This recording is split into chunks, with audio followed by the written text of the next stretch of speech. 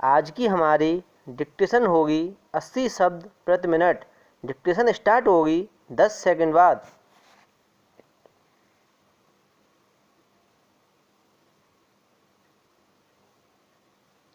अंग्रेजी को राष्ट्रभाषाओं की सूची में सम्मिलित करने के लिए जो सुझाव सदन के सामने आया है उसका विरोध हम इसलिए नहीं कर रहे हैं कि हमें किसी भाषा से दुश्मनी है।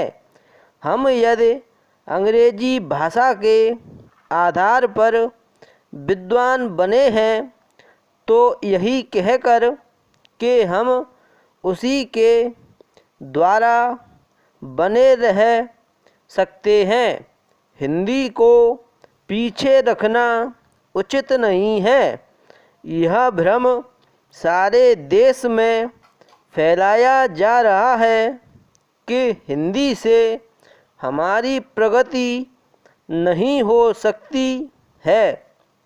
इसके विपरीत मैं देखता हूँ कि देश को यदि कोई भाषा दो भागों में बांट रही है तो वह अंग्रेजी भाषा ही है।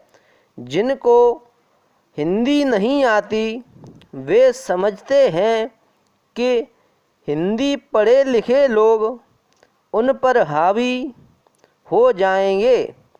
मेरी समझ में तो यह बात नहीं आती जो आदमी विदेशी भाषा का पंडित बन सकता है उसे हिंदी का साधारण ज्ञान प्राप्त करने में कौन सी कठिनाई आ सकती है। हिंदी तो इतनी सरल भाषा है कि थोड़े से संपर्क से ही आदमी हिंदी जान लेता है और अपने भाव प्रकट कर लेता है। ऐसी अवस्था में यदि हिंदी राष्ट्रभाषा का स्थान ग्रहण करती है तो हमारा अंग्रेजी से संबंध टूटने वाला नहीं है। हर देश की अपनी एक भाषा होती है जिससे लोगों के विचारों का आदान प्रदान होता है और वे अपनी समस्याओं को समझते हुए उन्हें सुलझाते हुए आगे बढ़ सकें।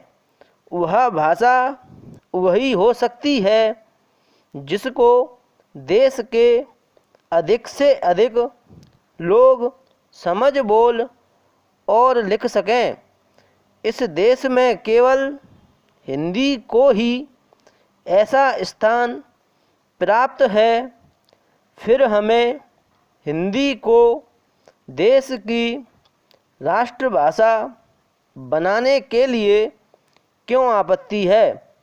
यदि हम इस प्रस्ताव को जो कि हमारे सामने पेश है स्वीकार करते हैं तो मेरा यह निश्चित मत है कि जिस दासता के बंधन से हम निकलने की कोशिश कर रहे हैं उससे हम नहीं निकल पाएंगे।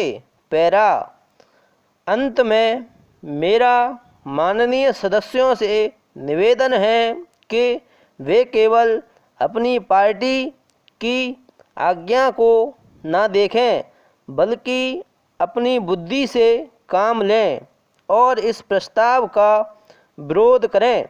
यदि यह प्रस्ताव पास हो जाता है जो कि बाद में कानून बनने वाला है तो वह आज़ादी जो हमने 200 सालों के बाद प्राप्त की है उसके फलने फूलने में बाधा आ सकती है। मैं सदस्य महोदय से भी प्रार्थना करूंगा कि वह अपना प्रस्ताव वापस ले लें, स्टॉप। अगर ये वीडियो पसंद आए लाइक करें, सब्सक्राइब करें और ज़्यादा से ज़्यादा शेयर करें। धन्यवाद।